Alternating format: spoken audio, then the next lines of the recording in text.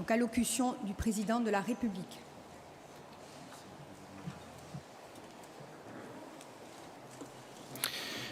Monsieur le ministre, Mesdames et Messieurs les parlementaires, Monsieur le Président du Conseil exécutif de la collectivité de Corse, Madame la Présidente de l'Assemblée de Corse, Messieurs les préfets, Monsieur le recteur, Mesdames et Messieurs les conseillers exécutifs, conseillers parlementaires, Mesdames et Messieurs les maires, Madame la Présidente du CESEC, Mesdames et Messieurs en vos grades et qualités.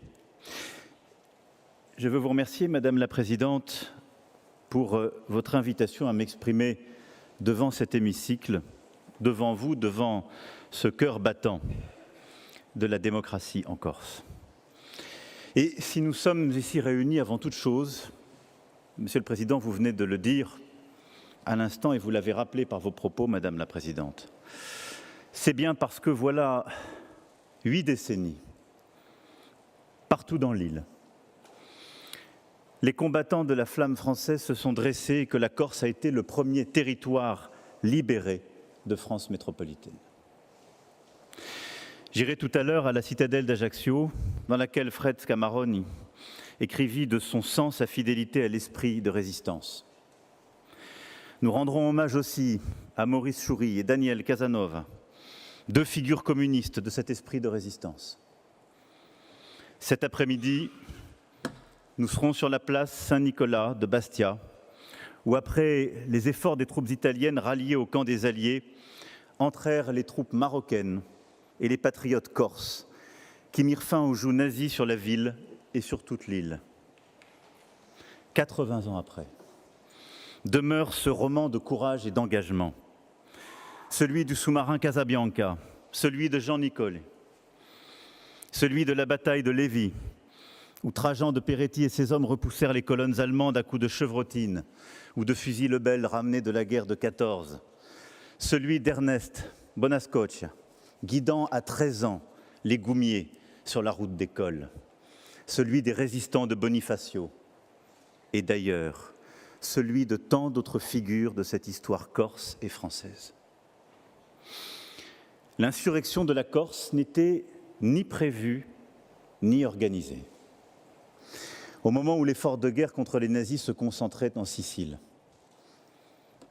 Pourtant, la Corse avait déjà démontré sa capacité de résister. Ici, aucun juif ne fut dénoncé.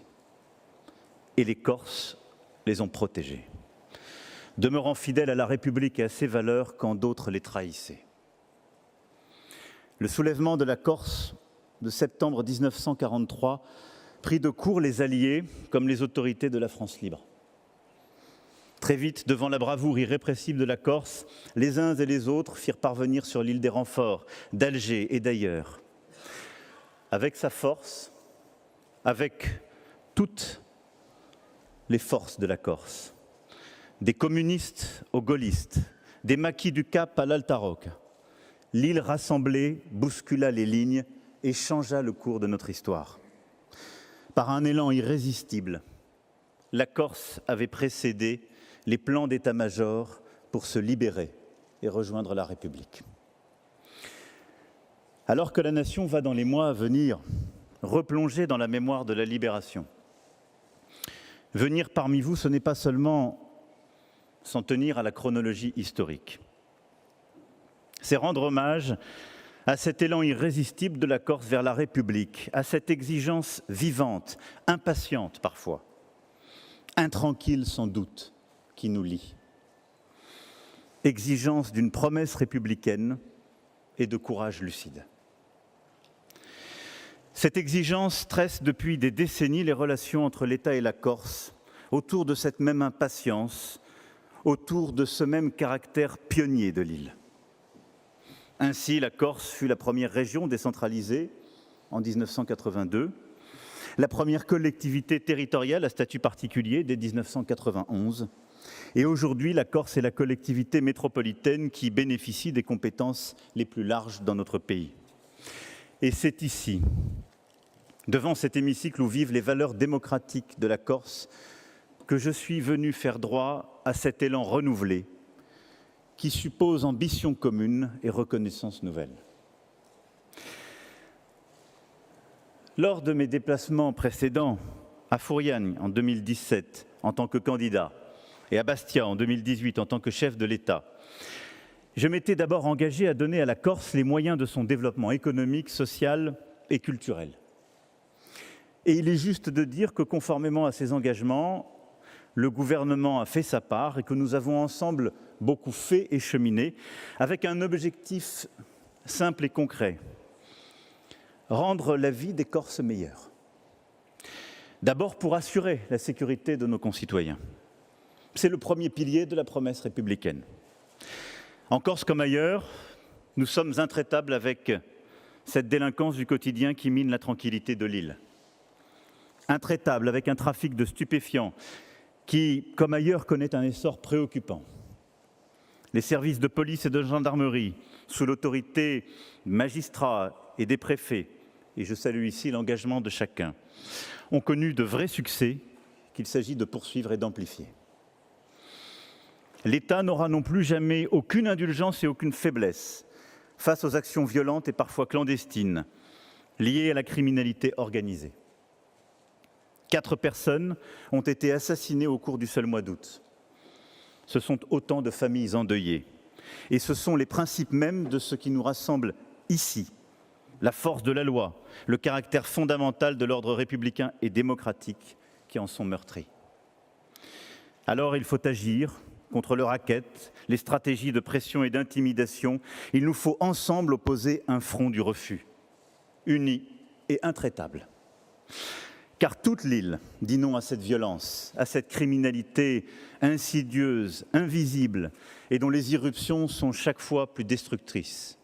Et je veux ici saluer tout particulièrement l'engagement de nombre d'associations qui se mobilisent avec courage contre ce fléau. Aux côtés de toute l'île, l'État est là. Nous avons augmenté les moyens de la justice comme des forces de sécurité intérieure. Nous avons adapté l'organisation des services d'enquête. Nous avons renforcé notre présence et renforcé en particulier, oui, nos services d'enquête pour la police comme pour la gendarmerie. Et les polices judiciaires sont aujourd'hui les 3e les plus importantes au niveau national et rapportées à la population les plus importantes de France. En matière de santé, l'État assume aussi pleinement son devoir de solidarité avec la Corse. Il l'a fait pendant l'épidémie de Covid et il continuera, notamment pour assurer l'accès aux soins. Nous menons à bien un plan de rattrapage des EHPAD. 171 millions d'euros ont été engagés pour le centre hospitalier d'Ajaccio, mis en service au début d'année. Mais nous irons plus loin encore, conformément à ce que nous devons faire. La maternité de Porto Vecchio sera maintenue et confortée. Et je veux que Bastia dispose dans les prochaines années d'un centre hospitalier à la hauteur des besoins des habitants. Au-delà de la sécurité et de la protection des populations, nous avons avancé ensemble aussi dans l'efficacité et le dialogue pour changer le quotidien des Corses et préparer leur avenir. L'écologie, vous l'avez rappelé, est un combat historique de la Corse. Bien avant nombre d'autres territoires, vous avez ici protégé la nature et ses trésors et la biodiversité. Et depuis 2018, l'État et la collectivité se sont d'abord fortement engagés pour permettre à la Corse de changer de modèle énergétique, de délaisser les énergies fossiles afin d'atteindre la neutralité carbone à l'horizon 2050. L'approvisionnement en électricité de l'île doit être sécurisé. La future centrale du Ricant à Ajaccio ouvrira d'ici la fin 2027. Et l'État sera également présent aux côtés des collectivités pour opérer leur bascule vers une électricité et une énergie durables, pour mieux isoler les bâtiments et pour sécuriser les interconnexions électriques en Méditerranée. Il est impossible d'avoir de l'ambition en matière d'environnement sans évoquer la lancinante question des déchets. Primordial en termes d'environnement, en termes même d'autorité et d'efficacité des pouvoirs publics et dans la confiance que les citoyens leur portent. Voilà 4 ans, l'État a autorisé l'édification de l'écopole de Vigianello qui a permis d'éviter une crise majeure dans ce domaine. Dans un esprit de coopération et de vrai partenariat, l'État a pris la décision de financer à hauteur de 80% un premier centre de tri et de valorisation à Monte et s'engagera sur un deuxième centre. C'est dans la droite ligne de l'engagement que j'avais pris devant les maires à Cozzano au moment du grand débat. Parler des rapports entre l'État et la collectivité, c'est par excellence évoquer la continuité territoriale. Promesse irréfragable de la République, nécessité vitale pour les Corses et leurs familles, levier de développement et d'emploi. En plus de la dotation annuelle de 187 millions d'euros, cette année, l'État a ajouté 33 millions d'euros dans un contexte de surcoût et a supporté une partie importante, 50 millions d'euros, de la pénalité décidée au terme d'un long contentieux avec un opérateur maritime. Et puis, l'État, vous le savez, soutient l'investissement des collectivités de Corse qui exprimaient des attentes légitimes en la matière. Pendant 20 ans, le plan exceptionnel d'investissement a permis de financer 2 milliards d'euros de rattrapage d'équipements dans un travail mené avec l'ensemble des collectivités. En 2018, avec le plan de transformation et d'investissement de la Corse, le PTIC, doté de 500 millions d'euros, j'ai souhaité une concentration sur les chantiers les plus structurants, ceux qui permettent de créer des emplois, de sauvegarder le patrimoine, d'améliorer la qualité de vie en Corse. Cet effort de tous les pouvoirs publics, construit en partenariat, porte ses fruits, transforme le quotidien de nos concitoyens, protège les paysages de l'île. Et je veux que pour les prochaines années, un PTIC de nouvelle génération renforce à son tour le développement économique et social de l'île et que nous puissions rester engagés aux côtés de toutes les collectivités qui le souhaitent. Le PTIC représente le changement de méthode que j'avais annoncé à Bastia et mis en œuvre depuis 5 ans, un engagement fort et entier de l'État, mais d'abord et avant tout en soutien aux collectivités de l'île en vue d'améliorer le quotidien et de préparer l'avenir.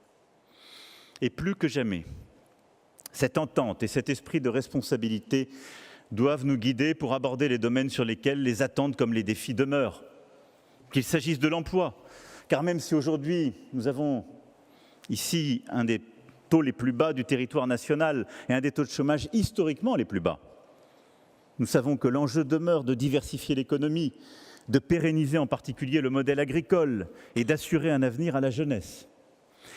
Ou qu'il s'agisse du logement, nous savons combien ce sujet est un sujet de préoccupation majeure pour tous les Corses qui doivent affronter tout à la fois des loyers extrêmement élevés, une pénurie de biens, une pression foncière insoutenable, un encadrement normatif bien plus contraignant qu'ailleurs.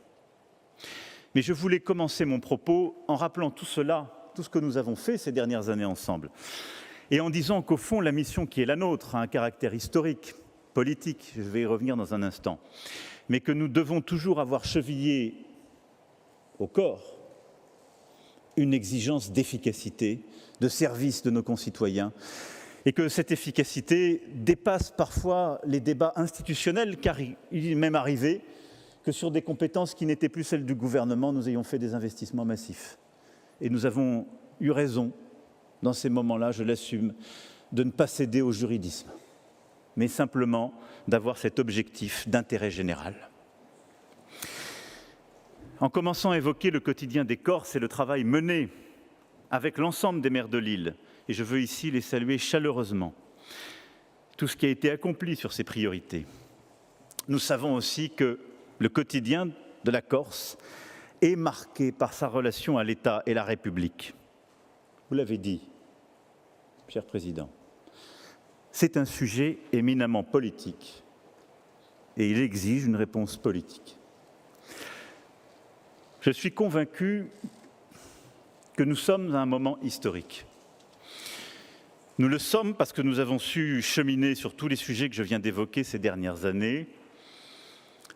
Nous le sommes parce que vous appartenez, ici, à la tribune comme au balcon, à des sensibilités et des formations politiques diverses, mais à des générations qui avaient connu le pire.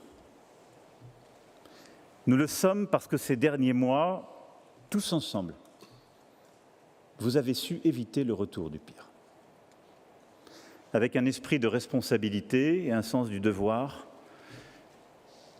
qui interdisent l'indifférence ou le statu quo.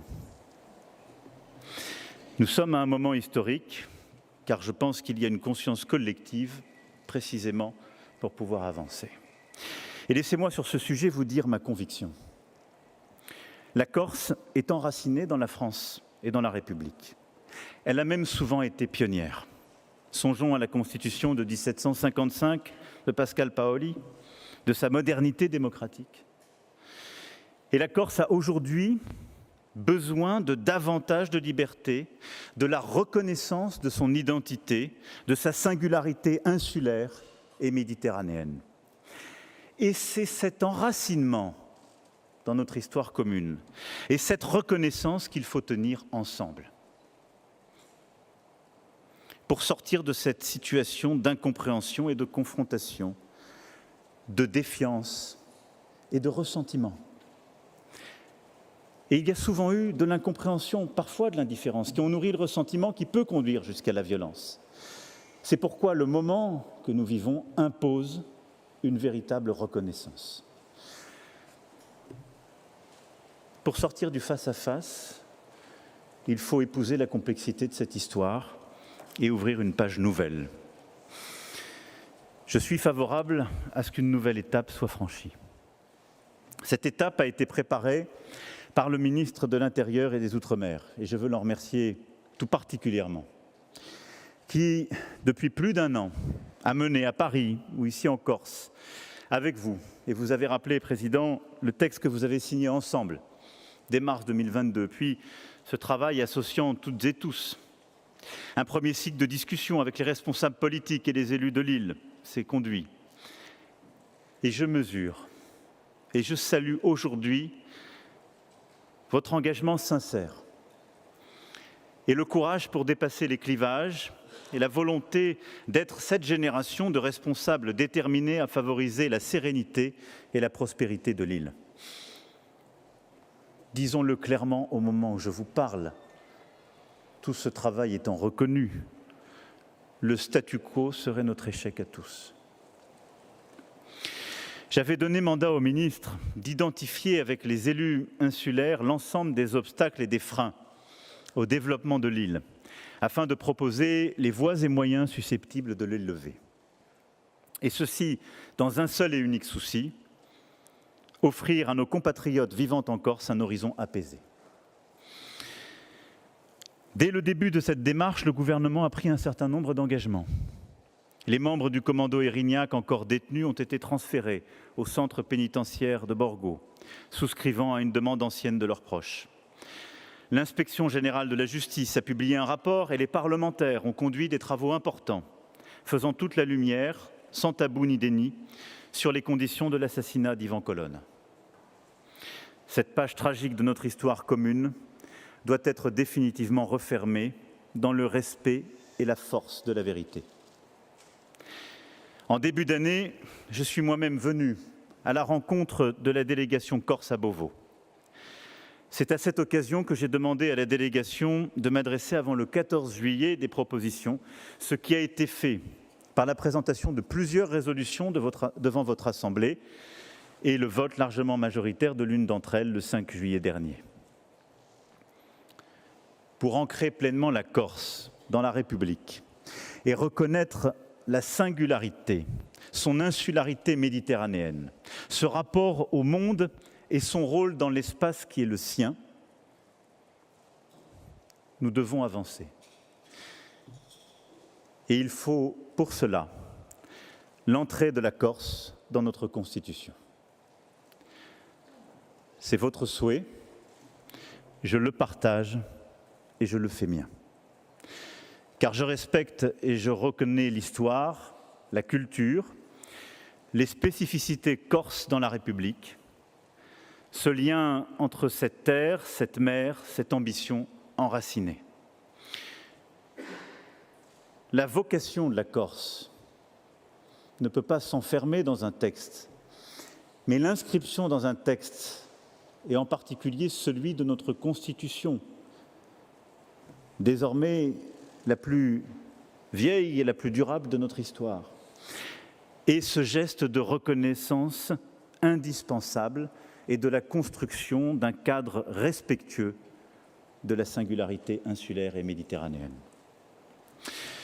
Je ne veux ici préempter aucun des débats démocratiques que mèneront les forces vives en Corse et la représentation nationale. Je suis favorable à ce que les spécificités de la communauté insulaire corse soient reconnues dans la Constitution au sein d'un article propre, celle d'une communauté insulaire, historique, linguistique et culturelle. Ces mots, je le souhaite, seront ceux de notre texte fondamental, des mots de respect et de reconnaissance. Fort de cette reconnaissance constitutionnelle inédite, je souhaite que la langue corse puisse être mieux enseignée et placée au cœur de la vie de chaque Corse.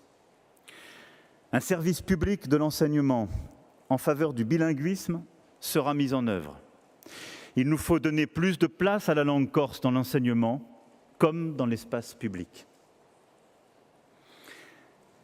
L'insularité et l'attractivité de la Corse ont aussi conduit à créer des situations immobilières et foncières insoutenables pour les habitants, et créant ce faisant des difficultés d'accès au logement dans certains territoires. Pour cela, il importe que puissent être établis des dispositifs, notamment fiscaux, régulant le marché immobilier et luttant efficacement contre la spéculation, tout en respectant notre droit européen, auquel, vous l'avez rappelé, vous êtes aussi profondément attachés. Je crois que cela n'est en rien ébrécher nos valeurs et nos principes.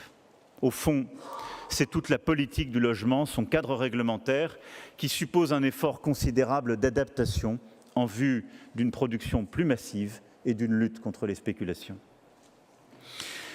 C'est pourquoi, au-delà de ce sujet du logement, et parce que tant d'entre vous, combien de maires encore ce matin, m'ont souligné en quelque sorte les blocages et les incapacités d'adapter parfois la loi de la République, quand la loi littorale vient se superposer à la loi montagne, pour ne prendre qu'un de ces exemples bien connus. Je souhaite que la Corse bénéficie d'un cadre lui permettant de définir certaines normes et de mieux en adapter d'autres. Il s'agit d'abord de rendre plus simple et plus effectif le droit d'adaptation et le droit d'habilitation. Ils existent déjà dans le statut actuel. Pourtant, ils n'ont jamais été mis en œuvre. Nous devons donc regarder ces blocages. Ils sont liés au fait que, parce qu'il n'y a pas d'accroche constitutionnelle reconnaissant cette singularité, il n'y a pas une adaptation suffisante. Il nous faut là-dessus bouger. Il faut aller plus loin et je suis favorable à ce que soit étudiée la possibilité pour la collectivité de Corse de définir des normes sur des matières ou des compétences transférées. Cette capacité normative devra évidemment s'exercer sous le contrôle du Conseil d'État et du Conseil constitutionnel. C'est un vrai pouvoir de choix démocratique et une grande confiance ici faite. Il s'agit d'ouvrir la possibilité d'une gouvernance responsable et libre d'un territoire, ce qui est non seulement compatible avec le mot et l'esprit de la Constitution, mais qui rendra également la République plus forte, plus concrète, plus efficace. La progressivité et l'évaluation régulière devront accompagner ce nouveau fonctionnement. Il nous faut en la matière, je le crois profondément, sortir de l'importation de tel ou tel référentiel, en miroir d'autres îles et régions de Méditerranée et d'Europe, pour bâtir un référentiel qui soit pleinement corse, celui de la Corse dans la République, pour répondre aux besoins de reconnaissance, éviter de nouvelles confrontations, allons au-delà des totems pour les uns, des tabous pour les autres. Au fond, ayons l'audace de bâtir une autonomie à la Corse dans la République. Cette autonomie doit être le moyen pour construire ensemble l'avenir sans désengagement de l'État. Ce ne sera pas une autonomie contre l'État, ni une autonomie sans l'État, mais une autonomie pour la Corse et dans la République. Le moment exige des uns et des autres un esprit de responsabilité et de dépassement. C'est ainsi que notre jeunesse de Corse continuera de croire en la démocratie et de croire en la République. L'enjeu est bien celui-là. Tracer un cap d'espoir et bâtir un équilibre stable pour les prochaines générations.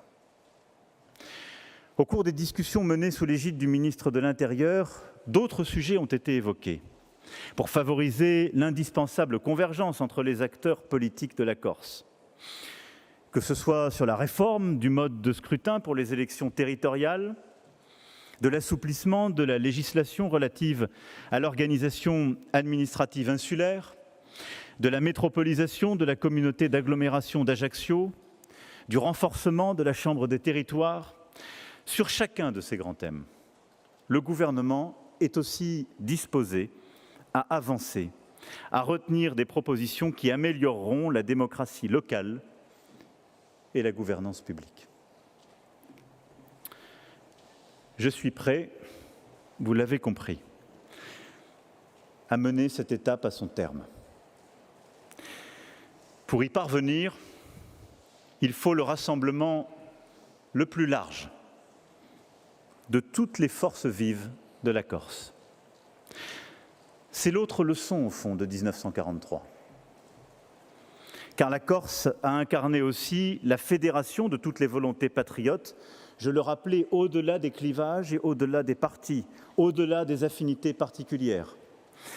Aussi, pour cheminer dans de bonnes conditions et obtenir l'accord du Parlement pour modifier la Constitution, il est nécessaire que les différents sujets institutionnels que je viens d'évoquer fassent l'objet d'un accord des groupes politiques de l'Assemblée territoriale de Corse, cœur battant de la vie démocratique de l'île.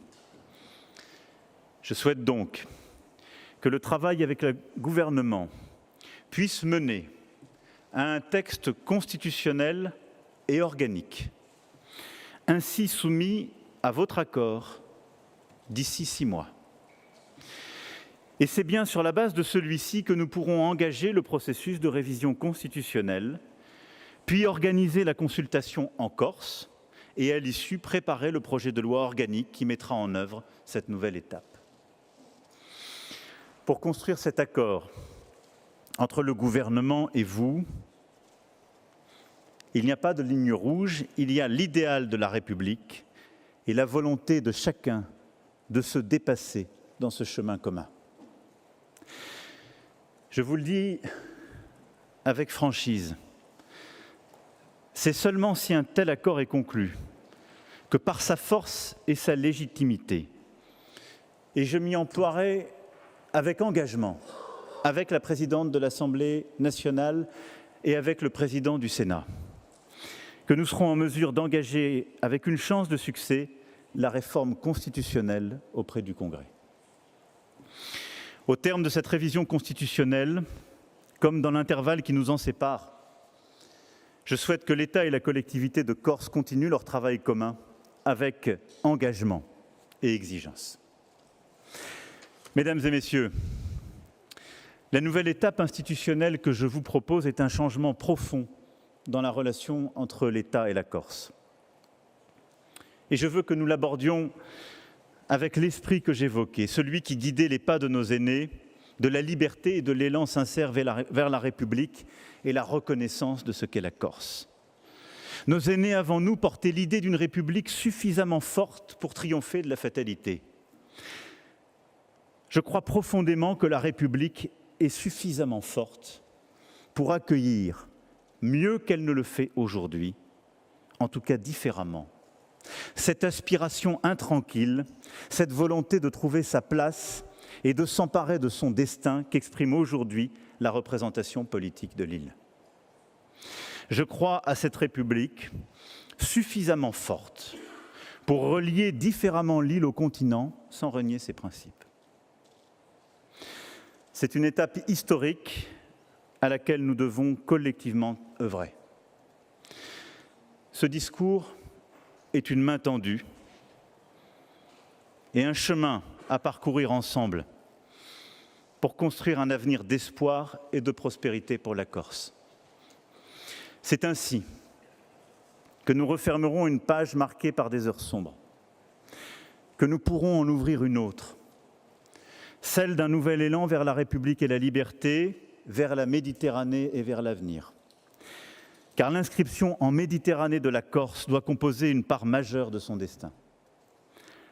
La Corse, par sa beauté, par l'accumulation de civilisations et d'ouvertures reçues en legs des siècles passés, par la fièvre créatrice de sa jeunesse et de ses artistes, a toute sa place dans cette ambition essentielle pour nos intérêts stratégiques, dans nos relations avec toutes les rives de la Méditerranée. La nouvelle étape institutionnelle que nous voulons lancer doit permettre à la Corse de conserver son âme et son identité, tout en restant dans les bornes de la République, et de continuer ainsi à bénéficier de la solidarité nationale. Notre priorité, c'est d'aider la collectivité à répondre aux attentes des Corses, l'aider à bâtir l'espoir et la sérénité.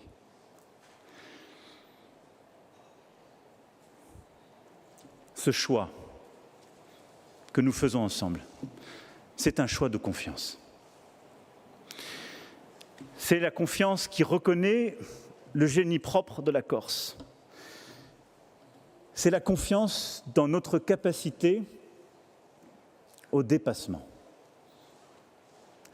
Dans ce génie propre, il y a eu parfois une pulsion de mort qui l'a emporté sur la pulsion de vie. Cette pulsion de mort s'est toujours nourrie d'un ressentiment, d'incompréhension, de portes fermées. Je veux que par cette confiance dans le génie propre de la Corse, nous sachions aller vers la pulsion de vie et l'espérance et bâtir pour notre jeunesse et les générations à venir ce choix qui existe, le seul qui est un choix d'avenir. Ce choix, c'est celui que notre jeunesse mérite. Pour que les prochaines générations combinent à leur tour cette richesse et cette force d'être Corse et Français. Corse parce que Français, Français parce que Corse, Européen et de Méditerranée. Tout cela à la fois. Je vous remercie. Vive la Corse, vive la République et vive la France.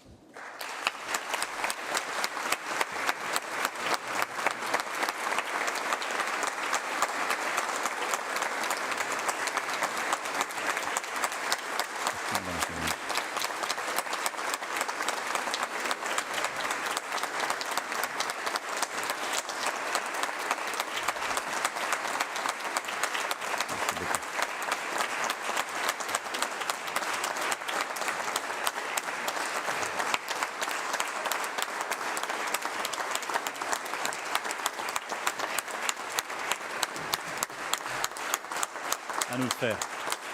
À nous de faire, Madame la Présidente. Merci à vous. Merci.